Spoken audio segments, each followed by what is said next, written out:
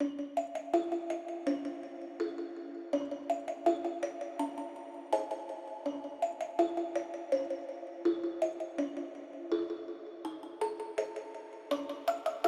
guys, it's Kelly here and I'm back with another video for Trinity Stamps. Today we are going to be making some silhouette cards, and basically we're going to be letting our ink blending and our dyes do all of the work. So I used Leprechaun Loot, I used the Springtime Gnomes, the Embossed Edge Hills and Slopes, the Pumpkin Bucket. I did cut the A2 tree frame, but I didn't end up using it. The Full Moon Dies and Stencils, the Sugar and Scream add-on. This is the pumpkin card, and then the You Do Not Scare Me. And then there's some other ones that I will kind of mention along the way. So I know not Halloween isn't everybody's thing, and I totally get that. And I just enjoy making the cards. Honestly, I really don't know what I'm gonna do with them when they're done. But I think that this is a really fun way to look at our dies a little bit differently, and get kind of more use out of them. So here I basically picked out from the different dies that I had several different kinds of eyes, so that I could make like kind of like spooky eyes. But Trinity actually has a die set like this. It's called Eerie Eyes. I will link it below, and it has all kinds of really great ones that still have like the pupils cut out in them. Mine don't, except for the one that is like the grouping of eyeballs, and that's because they are actual eyeballs. Some of these other elements are not actual eyeballs. I just made them to look that way. So then once I have them arranged how I'm happy with, I'm going to go ahead and tape these into place. All of these are going to basically be black and ink blending. That's pretty much what we're doing. And I'll be interested to see as we go on if this is something you're interested in or not. So here is this A2. I kind of thought maybe like I could do like the trees and then, something kind of down in the middle. And it just didn't work out the way that I had envisioned. So that's okay. I still made 5 cards. So I'm cutting out the pumpkin from the pumpkin card, and then the pot and the gold from the leprechaun loot. This is the slope that I am going to use for my spooky, like if we're going to be turning the pot of gold into like a little cauldron. And I'm going to put it on that little slope. And then the moon, the full moon, the one that has the die and the stencil, which is the only stencil that we have. This one kind of goes edge to edge, which is really great because you have this huge full moon, which makes for a really interesting card. Um, so here you can see like I'm kind of checking, like, am I going over the edges? And on one side I went over the edge, and on the other side I didn't. So I'll show you how I fixed that too. And then as I'm going along with these, like as I'm die cutting them, I am there are some that I'm saving the pieces, like for those eyeballs, I did save the pupils inside. I also saved, I'm trying to think, there was something else. Oh, for the ghosts, which we haven't seen yet. We'll get there. So here out of the pumpkin, which this one has like the pumpkin card. I just did a video with that a week or so ago. I'm going to go ahead and cut out the eyes and the mouth underneath my little pot. This for some reason was giving me Princess and the Frog vibes, like how it's based like down in Louisiana and they have like the little voodoo thing. So I did like this little creepy smiley guy underneath the little witch's cauldron. And then here I'm gonna make ghosts, and you're gonna be like, Kelly, how are you making ghosts? Well, I'm making ghosts with the beard of the beard of the springtime gnome and its hat. So the one up top here with those are actually, I think, the arms and the egg. This is what I have turned into the nose and the mouth, but the actual shape of it is the beard. And then this one is the hat upside down. And then once I get those die cut out, I'll go back in with a circle die and cut out the top of the head. And then the tips of the hat will end up looking like the little arms. And then the eyeballs that I cut out of that are from the You Do Not Scare Me, Do Not Scare Me one. And so those ones, Um, those ones, like, I just totally made up, because here's the fun thing about silhouettes.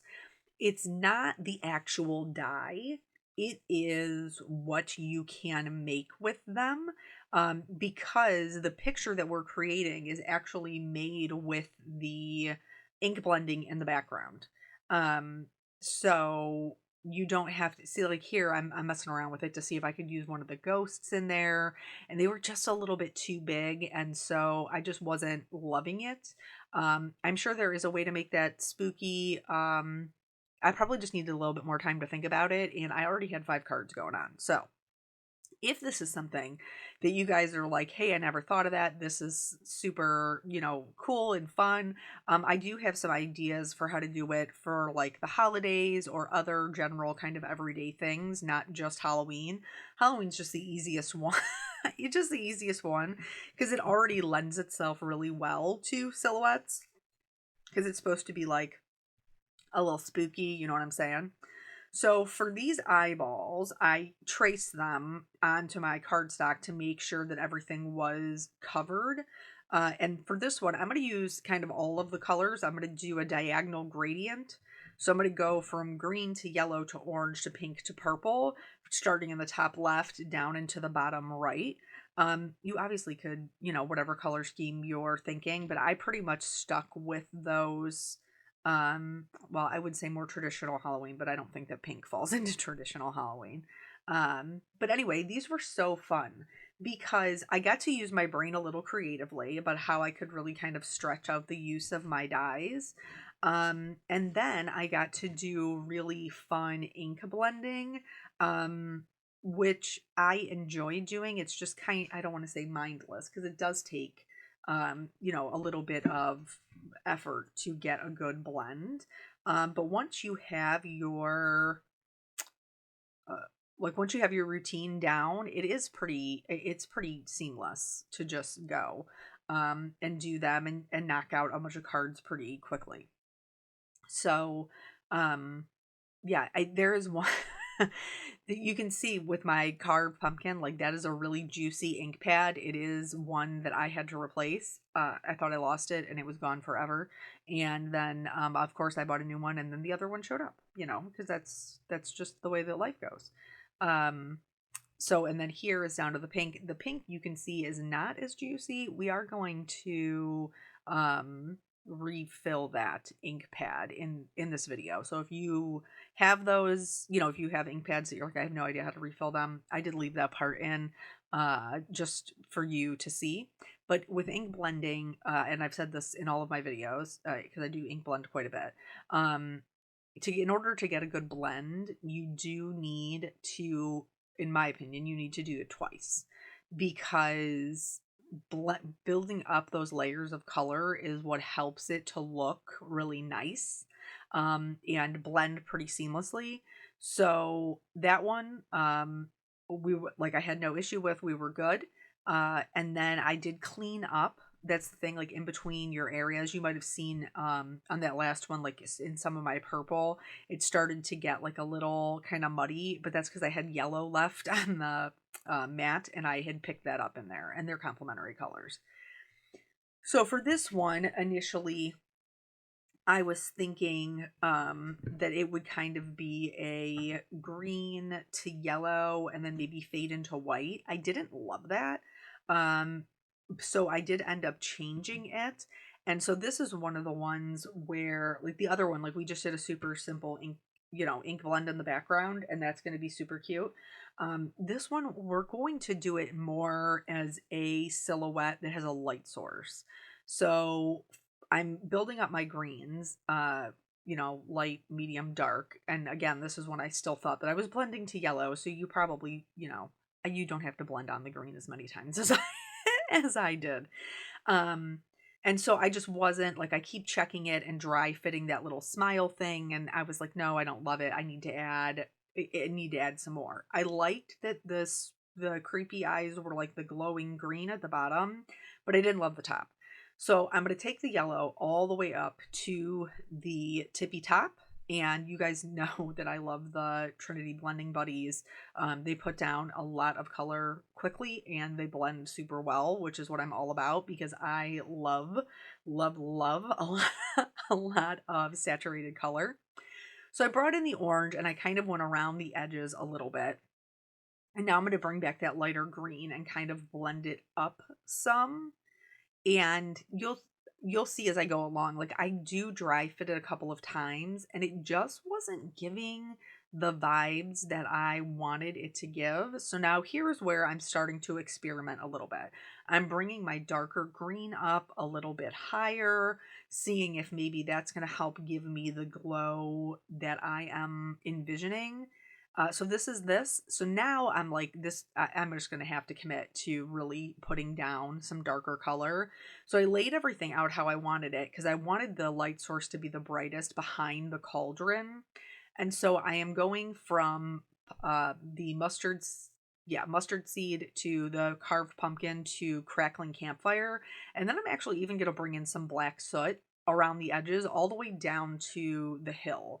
And now, because of that contrast, I'm starting to get the more of that dimension, that brighter glow that I am looking for because we have to have contrast in order to create a highlight. You do need shadows. So, and don't worry about putting the black soot down because really once you go over it with your next color, it just becomes like a darker version of that color. It doesn't stay like a true black. It becomes a dark green and a dark orange. So that is that one. And then the next one that I moved on to is the pumpkin. And so I wanted this one to be more of like a halo, like it would be lightest in the center and then darker out to the edges. Um, you can see here that because I started in the middle of the paper, we do have those kind of splotches. Um, that's something that is really unavoidable unless you're starting off of really, really light ink or you're starting off of the paper.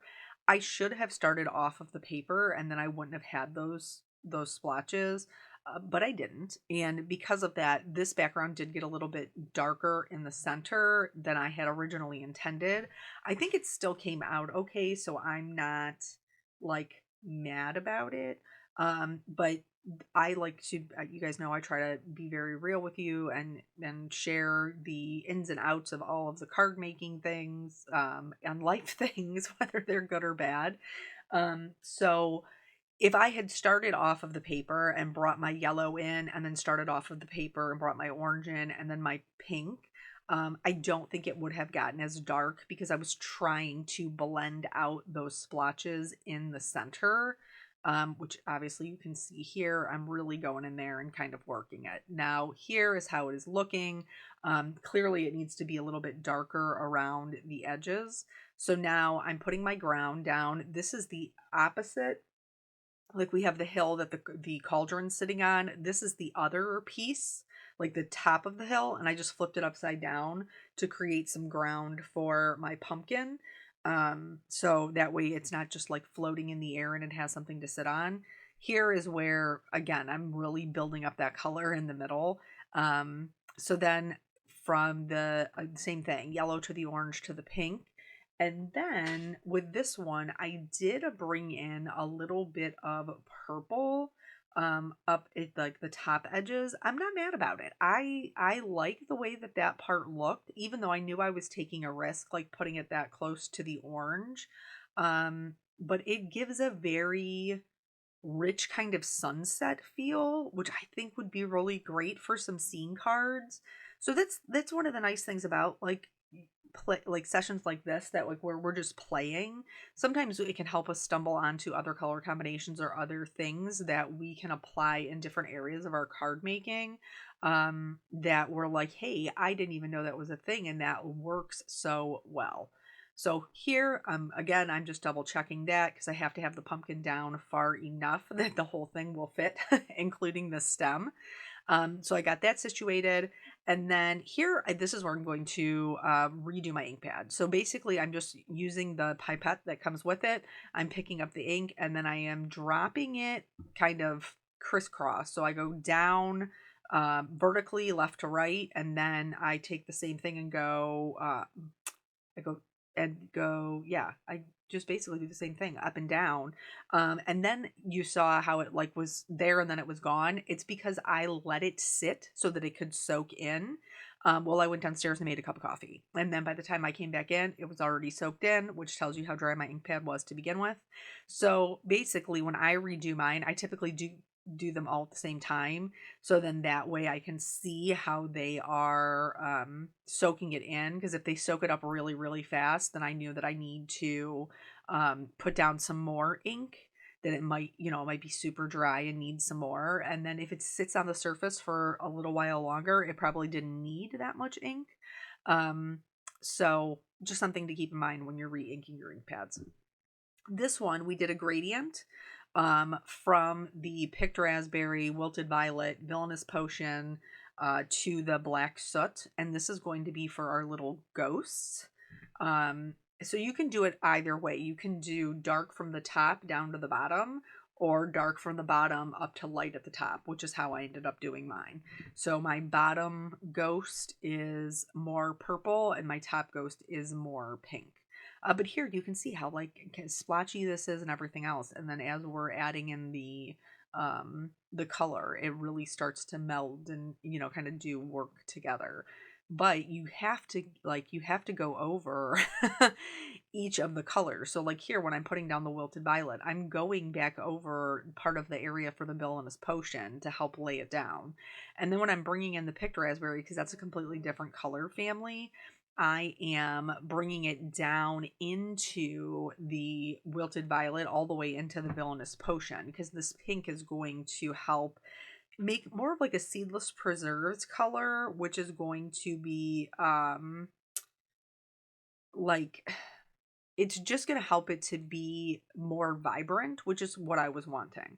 So here are my little ghosts. Check those. I'm happy with that. And then we're on to the full moon card. So I did this because I needed there to be enough color for for it to be worth my while. So I kind of did it like a blood moon where it's pretty dark, but since my piece didn't cut all the way through, I am just marking where those sections are going to be. So when I'm doing my ink blending, I know. And so here, see, this time I was smart enough to start off of my paper so I don't have that splotch. But don't worry, I don't learn my lesson and I'm going to do it again. So here, again, I'm starting off the paper. We have no splotches. I get impatient and then I start bringing it directly to the paper. And when I do I think it's the fossilized amber, I give myself a nice little splotch because I'm just being impatient. Like, that's just the truth of it. So make sure, like, do as I say, not as I do. Have patience with yourself. So this one is I'm laying down some color kind of in the bottom right hand corner because this is the only one that has a stencil. So as I'm going back through and building up the color here, you're going to see I took it. See, I took it right to the paper instead of coming in off the edge, and there's my big beautiful splotch. That's sarcasm. It's not beautiful. I wish it wasn't there, but that's okay. Because this is the only one that uses a stencil, I am able to fix it with the stenciling. So here is the like the texture that we're going to put on the moon. So I was able to position it in a way that the area that's going to have more color added to it is where the splotch is. So that gives me a better chance of being able to cover it up. Also, something to note, see where I just pointed, it's the color is going over on the outside of the stencil. I don't have to worry about it because I am making silhouette cards, so that will be covered in black. But if you are doing this where you are just doing the moon, and you're not going to be covering it up with the black around it, make sure that you mask that off, just so you're not disappointed that you've gotten a color on the other side of your card. So now, as I'm doing the texture, I'm building up those same colors, but I am making them a little bit darker. This is kind of hard to see right now because we don't have the black to create that circle. but this is the only one that my silhouette is not a die. My silhouette is the stencil. They do have dies for this, so you can do it, but I honestly, with what I was doing, I really felt like there was no need. I got my black soot. You can see how much color that these little blending buddies pick up, because I'm able to go right in there and get a really, really solid black with a distress ink. And here's my little witch that's just flying by. And I'm going to do a couple of bats. Again, you can see where I am like masking off so I don't get the black where I don't want it. And I am cleaning the stencil in between the uses. For like the witch and things. This one I was doing the bat the same color. See, I almost forgot to mask it. And then I would have been sad. But so like for this one I did clean off the big bat so that I could go in and do the little bat, so that way I'm not, streaking color all across it. So here's this one. Super happy with the way that this one came out. I am going to take my scissors and trim off like the little finest bits of the circle, because I don't need them and they're going to be a pain to adhere. So that is the card. I originally started messing around with picking out sentiments, and I had the Simply Sentimental Halloween picked out and some other ones. And honestly, I was really struggling with how I liked them with my layouts. So I chose not to put sentiments on any of my cards today. I am going to put shimmer on them though. So here I'm going to do just a little bit of water because we are working with distress inks. These will react with water and give us some nice little spots. And then I am using Perfect Pearls mixed with a little bit of water to add some shimmer. This is something I like to do with a lot of my ink blending. The only thing I would do differently truly is I would cover my witch, maybe not my bats, but definitely my witch. I would cover her so that she stayed that solid black, because she is also inked with distress ink. I did get one little spot on her hat where I just got the drop just right and it made that black ink bleed a little bit. So I wish that I would have masked that off. Now, if you're asking, Kelly, how would you mask that off? I told you the stencil does have dies with it. I would have just cut a die cut and placed it over top of her. So, here I'm doing just gluing. I did no popping up on any of these. I just glued them down flat. And then I just have them. I have really super cute little cards. And when I am ready to use them or not, I can just put my sentiments on. So for my little ghost, this is one of the ones that we did keep an area of the that we have cut out for their eyes and their mouth. So I'm going to put this down and create my little ghost. My son said the one on the top looks like a little fireball. And I was like, well, it's a beard. And he was like, huh, never would have thought that. And so I'm picking out the little eyeballs and the little mouths. And then I'm going to glue those down just flat, same thing as before.